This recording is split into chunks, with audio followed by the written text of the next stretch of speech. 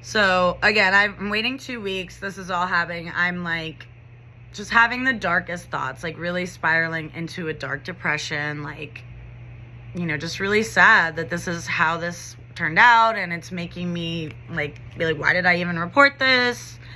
Really feeling like, yeah, I just did something really horrible and I was being punished. So the Friday rolls around, I go in for my second meeting. At this point, I'm bringing in a Texas State Teachers Association union rep with me. And he's very familiar with these meetings. He knows, what to do. He advised me, all that stuff. We went over like the questions I had for the meeting. So this second meeting we go in, I go in with a union rep, and this woman just happens to be like way nicer to me. And she's basically like, yeah, so we concluded our investigation and we got the remaining witness statements and all of the remaining camera footage, and it did, match everything in your statement. And so that's definitely, what happened. I was like, yeah, no shit. And I was like, so did these students like face any disciplinary action? It's like, well, I can't speak on that. That's a campus matter. It's like, okay, well, that's really disappointing, but okay. She was like, and, so because you're not coming back next year, we're just going to go ahead and keep you on paid leave for the rest of the school year. So I'm just floored, sad, mad, depressed. So essentially this means like I cannot say goodbye to any of my students that I've, you guys know what my students mean to me. Some of these kids I've had for all 4 years of high school. I can't clean my classroom. I can't, I just can't close. I can't go to graduation. I can't do senior week activity, like all the stuff. Yeah, I'm just gutted. I'm so depressed and sad and embarrassed and just confused, honestly.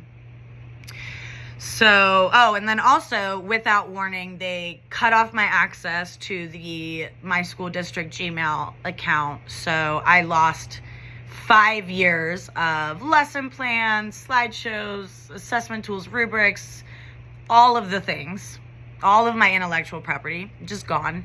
I've emailed them multiple times, never heard a response. Didn't hear a word from my principal, anybody.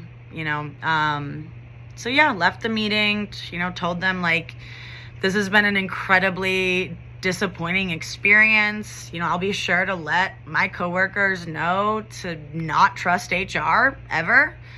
And this is a really sad way to, end 5 years of service to your school district. And I was like, y'all wonder why teachers are leaving. And this is why, because y'all treat us like this. And she didn't have anything to say to that. Just, okay, yeah.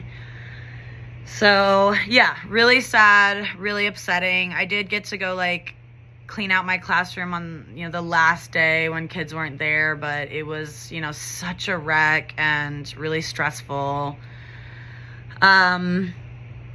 Yeah, so the moral of the story is being a teacher is like being in an abusive relationship, and you can't just live off those small, infrequent moments of love and joy and try to ignore the rest of it. Also, HR is not your friend or ally. They are essentially lawyers for your employer. Their primary goal is to prevent legal action, prevent bad PR. They don't care about you, basically. And also, loyalty to a school or any place of employment means nothing. So if you are questioning whether you should leave your job because you put in so much time there and you want to stick it out, or you feel like you owe some loyalty, don't think like that. Do what you need to do, because when push comes to shove, they'll cut you faster than they can. So screw Del Valle, screw Annette Tully, the superintendent, screw Susie Wallace, the head of HR, and I hope more teachers realize what they're worth and that their mental health, physical, emotional health is all way more important than this job that we are tricked by society into doing out of love instead of money and benefits and security. So extremely, extremely, extremely disappointing end to my time with Valle ISD, and it's really, really sad that it ended this way.